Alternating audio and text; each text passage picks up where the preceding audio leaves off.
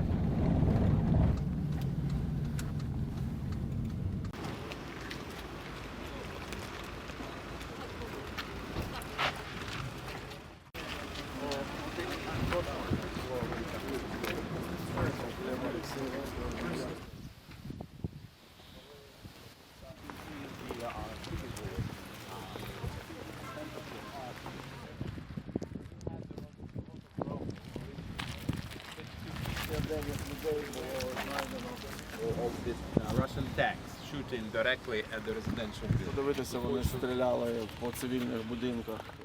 Several corridors to evacuate the civil. 2nd of April we started the reconstruction. That would be 1/3 of the original population before. Those people remaining складно, тому що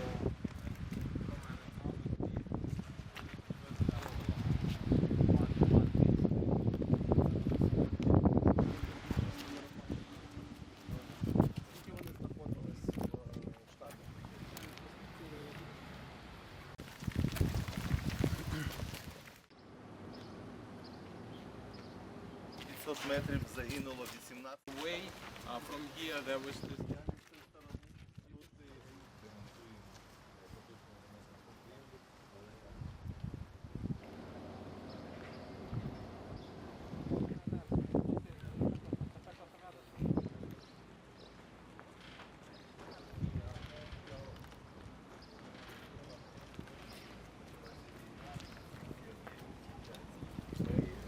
Точно російська пропаганда вас вже не переконає в інше.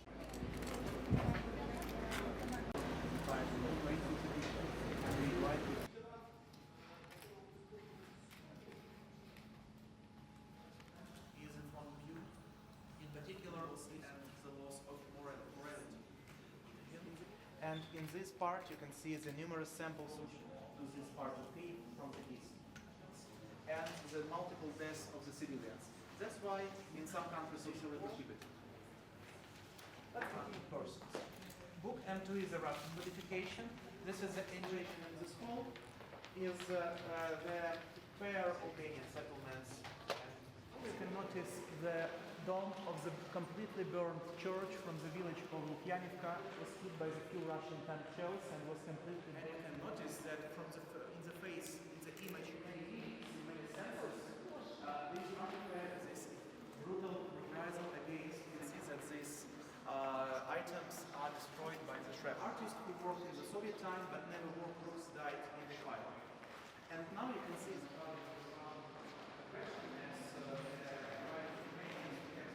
the military on March the 4th. To the quarry, this is war of the gate against oppression and opposition.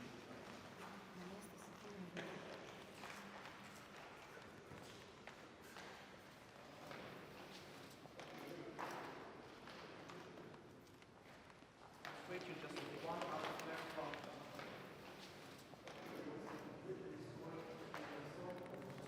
We found the horrible living conditions of the people. And you can also not reconstruct it here. In particular, the improvised grave board from the grave of the local woman who died had the intention to reconstruct everything in the smallest details. You can see that the normal light here was a little less burnt oxygen. The created to the safer places.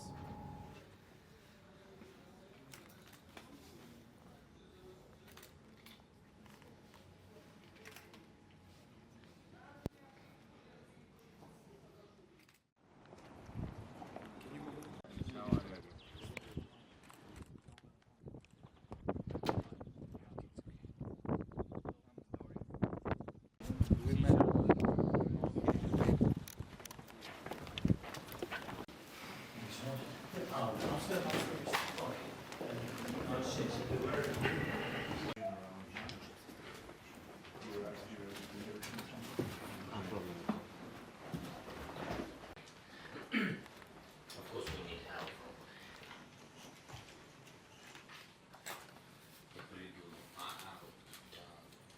Організація те, що сказав, і зовсім не розуміємо, яка кількість тисяч десь різниці, але тим не менше ми побачимо, що відбулося це сліди російської тимчасової, що повністю зруйновані міста, невеличкі міста, де не живуть люди. Завдання є деокупувати наші території. Presenting a real threat to the international peace.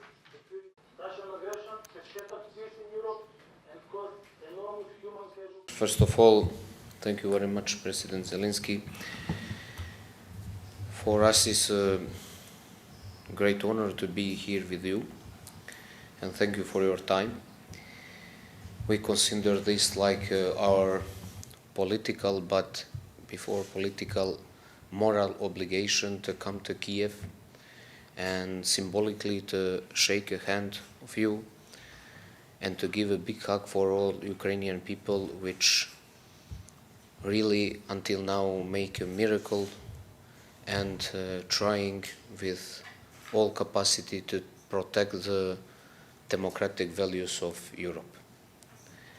Our reason of support is because you are not fighting only for your own territory, for your own people, but you're fighting for the principles and for the way of life, for the possibility to choose your own destiny and your own future. So our countries want just to say that everything what's dealing with elementary democratic principles, what is will of your institution, of your people, for us is something which is okay. It's same about EU. So you have the support of Montenegro. Of course, I am very glad that you have support of Albania and North Macedonia. We make that together to support your wish of your people to be together one moment in common European family. This is very difficult time for the Europe. This is very difficult time for the world. And I think that most important thing, we shared that experience in the morning, is to stop the war. Everything else is less important. We need to find a way how to stop the war, how to stop to have the victims' destruction, massive destruction of infrastructure, of the homes of the people. And after that, of course, you will have the fully support of the rebuilding of your country. We don't have too much capacity, it's true, we are small country, but nevertheless we will give our contribution, like we now giving a contribution in the providing you some kind of equipment and some kind of financial support, which probably it's not enough, and definitely it's not enough, but it is our responsibility. We hope that this visit, how you name it, this summit of the three prime ministers from the Western Balkan. Dimitar is not with us, but he made the statement with the video link.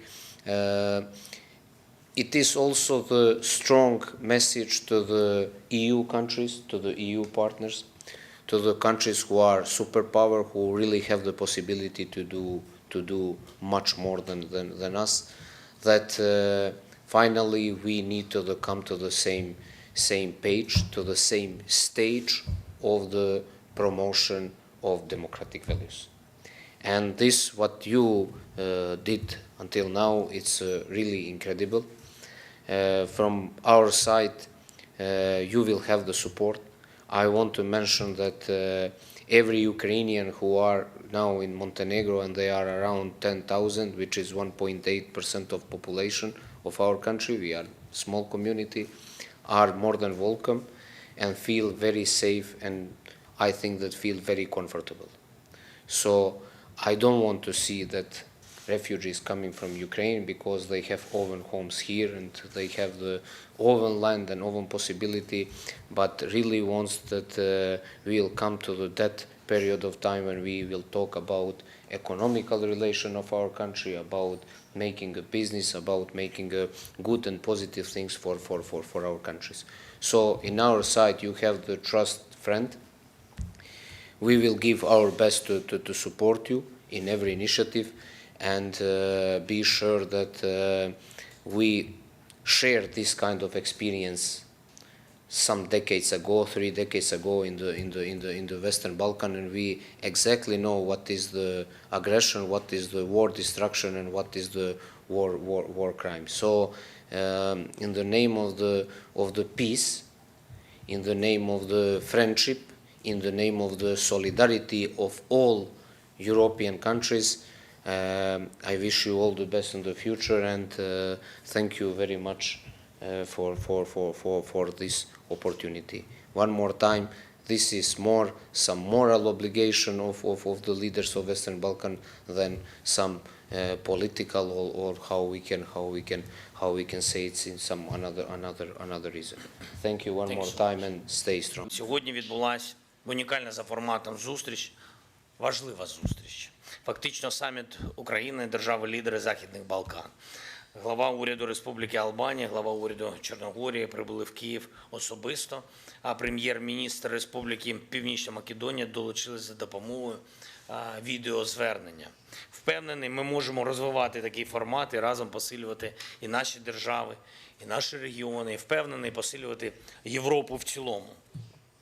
Ця наша зустріч засвідчує підтримку шановними прем'єр-міністрами, значить, народами цих держав, підтримку України, нашої територіальної цілісності, нашого суверенітету, нашого курсу на повноправне членство в Європейському Союзі, а також, що не менш важливо, необхідність притягнути усіх російських воєнних злочинців до відповідальності за все, що вони наробили проти України на нашій землі і проти Європи. Перед переговорами панове прем'єр-міністри Албанії і Чорногорії відвідали звільнені райони Київської області і на власні очі побачили наслідки російської окупації цих територій.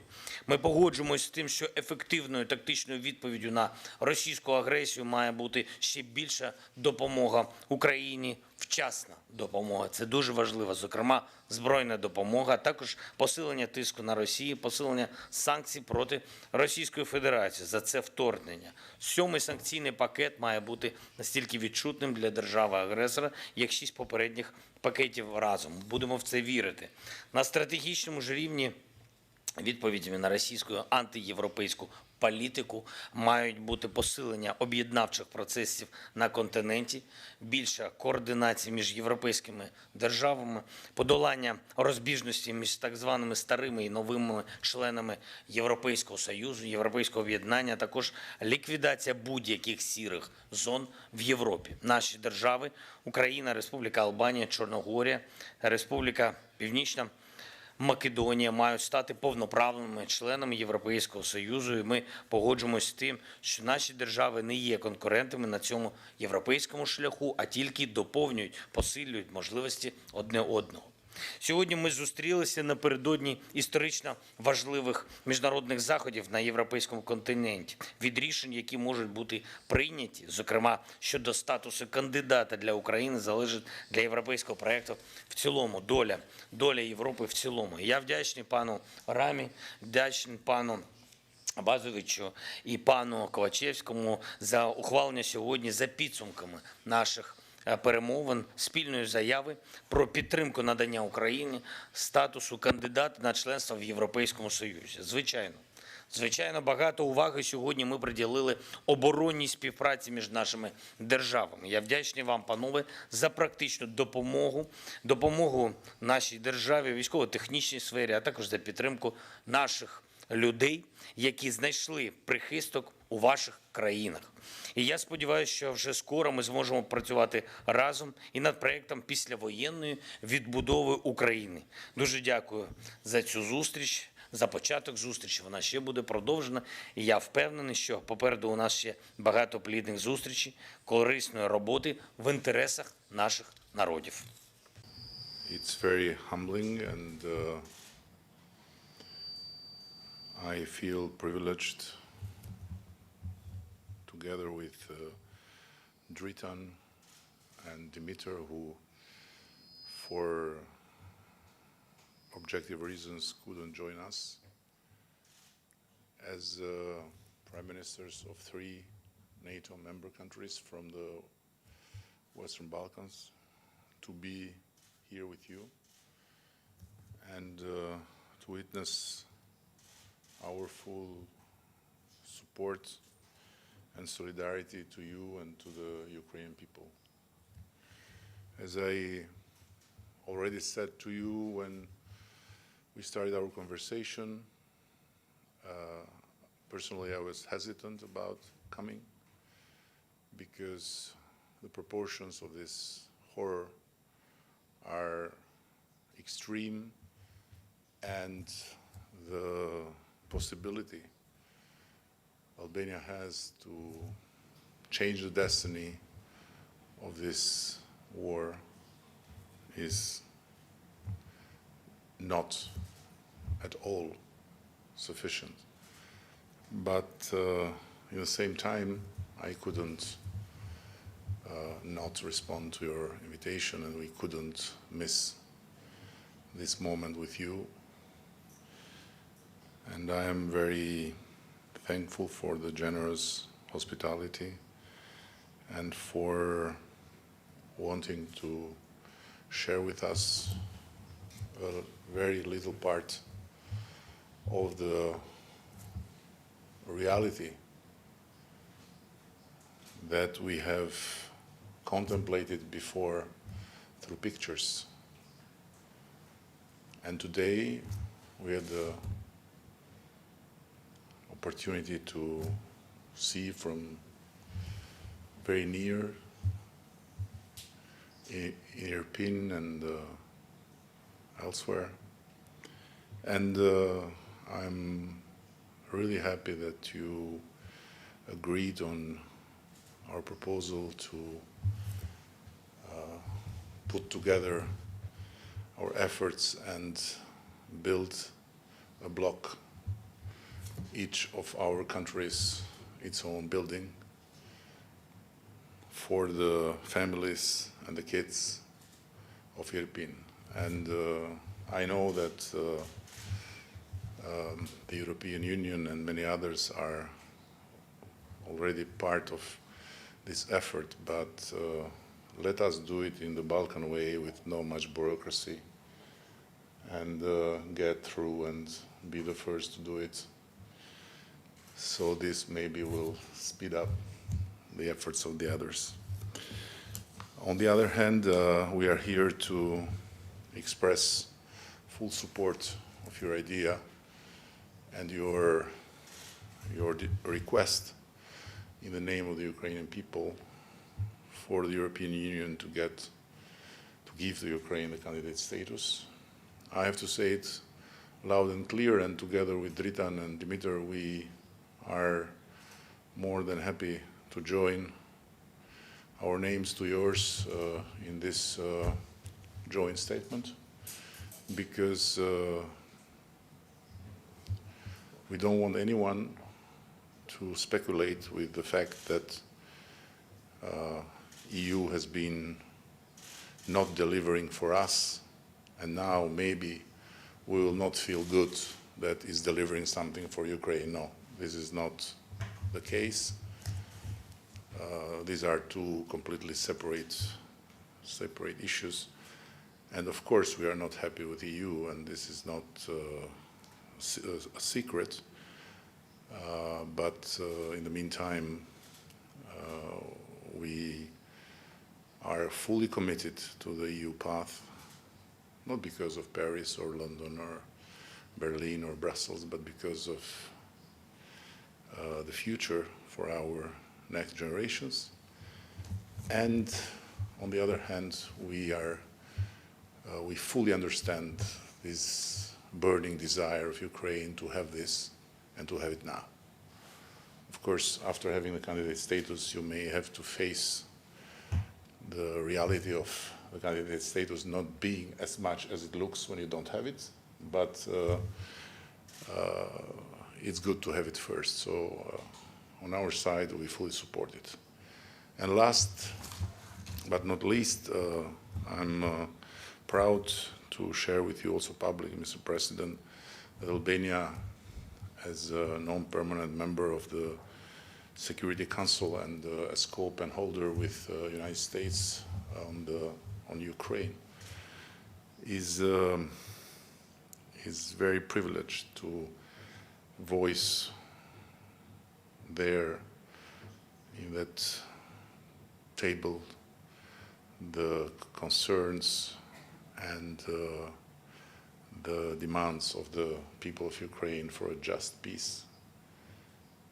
And so let me pass the floor to Dritan by thanking you very much for what you are doing, because what you are doing is not simply something that you naturally owe to the Ukrainian people and the Ukrainian nation as their president, but what you are doing is something that you don't owe, but you are also doing for the values and the basic principles of living in peace in its own land for all Europe, and why not for the whole world. So God bless you, and may this war, this horror end, and may Ukraine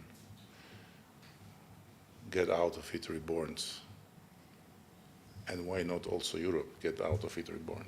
Montenegro is the front runner of integration in the Western Balkan.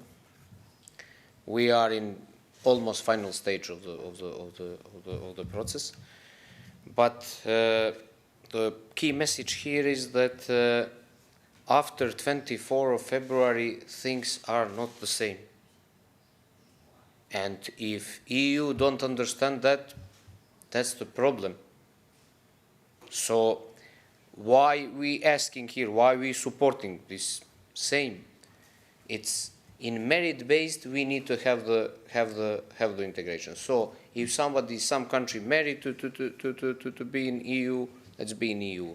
But in the name of the principle, in the name of the solidarity, security of the Europe, they need to make own decision a little bit faster.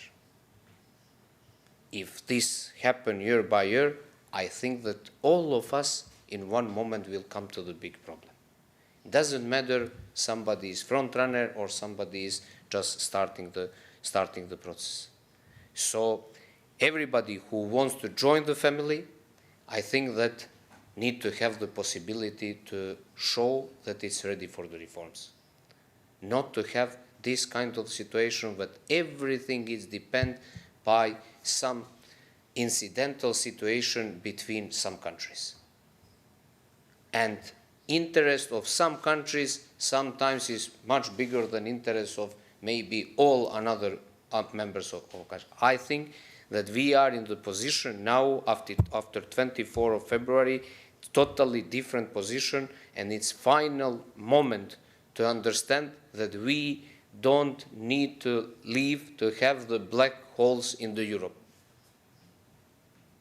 No black holes in the Europe, because that will be problem. Today is for Ukraine, tomorrow can be for somebody else, for some another state. Day after tomorrow can be in Western Balkan. So idea is to try to move forward, to keep enlargement process alive, and to promote more solidarity and to make the European family bigger and bigger. This is important for EU to stay attractive like organization, which still have the countries which want to join. This is important for us who have ambition to be in EU as soon as possible. This is also important for the countries who in this moment have some big problems, but see the future also in common European family. This is the all story. If somebody don't recognize that, don't be surprised if something like Ukraine happen somewhere else. Багато років, що буде війна України з Росією, тому що ми сусіди. Але чи думав я, що перед моїм президентством, ви запитали, але ви знаєте, в чому річ? В тому, що 8 років вже йде війна. 8 років після того, як Росія поза будь-яких міжнародних законів окупувала нашу територію, починаючи з анексії Криму, а потім окупувала Донбас, і потім почалася війна. Її не можна порівняти з кількістю техніки і повномасштабним вторгненням, яке почалось з 24 лютого, так. Але чи думав я, ми всі в Україні з початку війни, з 2014 року, вже готові до всього від Російської Федерації. До всього. Але, чесно, ніхто не думав, що будуть саме такі катування, те, що вони залишили в Київській області, те, що на сході нашої держави, те, що будуть катування, те, що буде вбивство сотень дітей, те, що буде руйнація повністю міст, містечок, повністю селищ. І що така буде жорстокість, я думаю, що більшість українців не думали. Навіть якщо думали, то не вірили, бо віриш завжди своїм очам. На жаль, те, що ми побачили своїми очима, це нацизм, тероризм, а те, що зробили з нашими людьми, з Україною, це геноцид. І сьогодні можна вже не чути просто слова, сьогодні можна все це побачити на свої очі. Але можна і прислуховуватись до того, що кажуть в російських медіа. Вони відкрито говорять про те, що такої країни не існує і не існувало, як Україна, про які ми там кордони. Вони для Росії, наші кордони і наша територія, вони умовні, вони не визнають наш суверенітет, вони, в принципі, не визнають нас як націю. Вони нарешті почали публічно говорити те, що задумали багато років тому. Тому їх принизливе відношення до України – це і є принизливе відношення до будь-якої незалежної держави. І тому я завжди відверто говорю, що Україна – це початок, не дай Боже впасти нашій державі, буде продовження. А це реальність, це не серіал. Тому ніхто не хоче такого продовження в Європі і у світі. Коли ця війна закінчиться, складно мені вам відповісти. Я вважаю, що коли наша Україна буде об'єднана разом з іншими державами у світі, коли всі серйозно почнуть, абсолютно всі, серйозно ставитись до Росії як до ворога будь-яких цивілізованих цінностей, саме до їх політично-військового керівництва, до їх інформаційної політики, яка тільки називається інформаційною політикою, а насамперед це геббельщина, це просто пропаганда. І коли з цим ми почнемо боротися, в результаті чого Україна повинна бути міцною, тоді Росія захоче говорити вже не тільки пушками і пострілами, а захоче говорити. Тому об'єднання світу навколо України пришвидшить процес закінчення війни. I hope that this question will not happen, at least will not be directed to me, because we are here to support the need and the request of Ukraine to get the candidate status. And I don't want to give the people that may look to us, may watch us now, may listen to us, the impression that this is something worthless, because it is not. The candidate status is an important recognition of where you belong.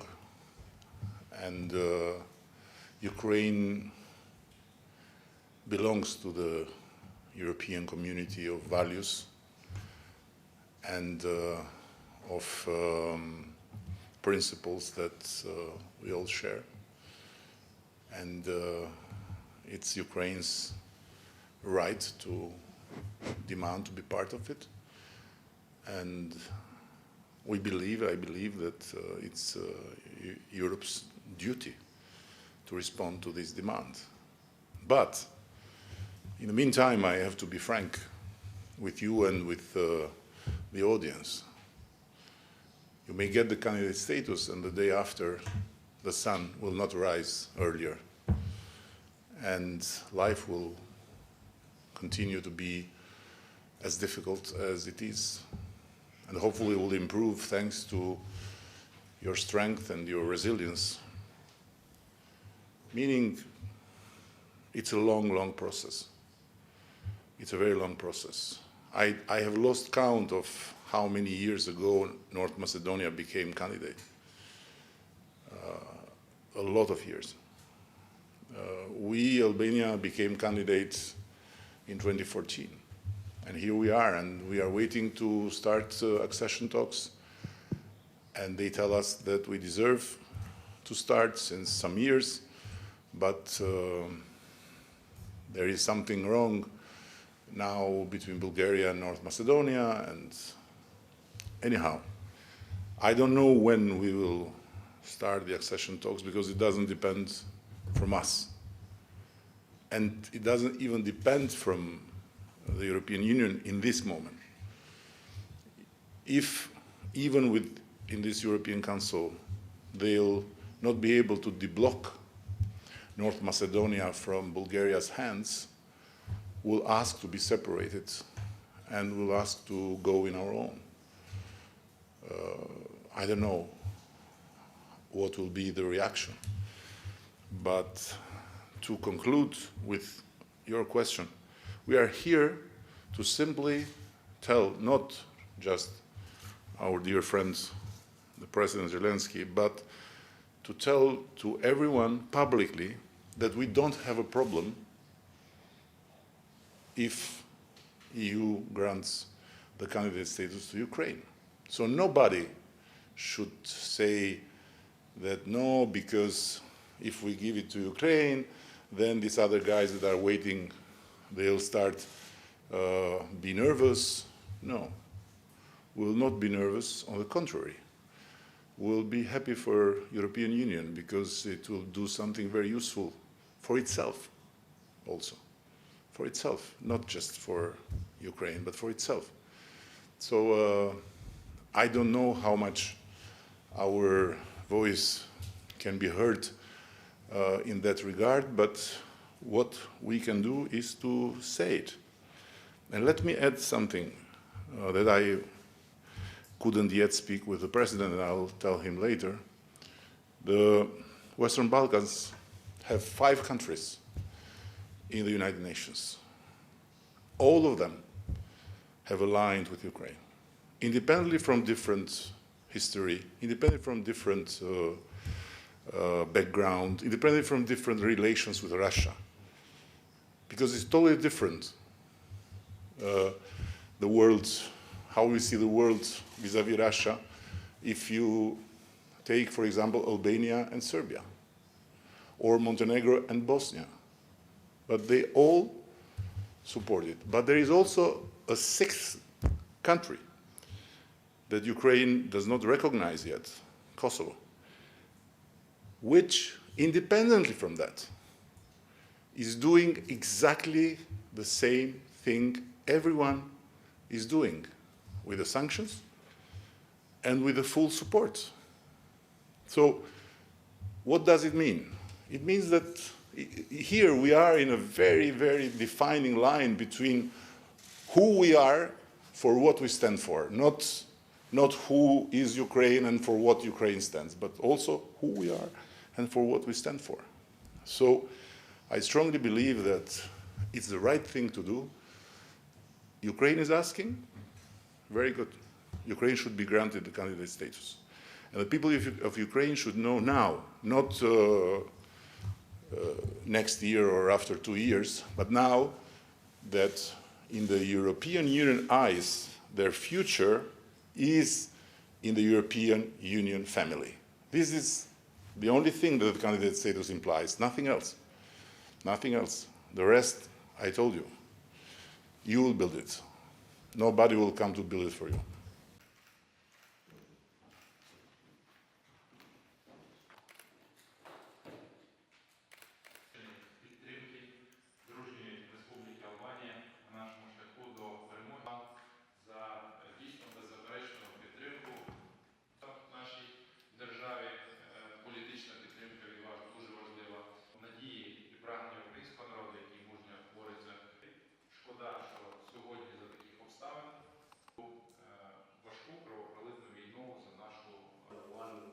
Phone call with President Zelensky and share the same probably we really sharing your feelings and to stay together. I wish you all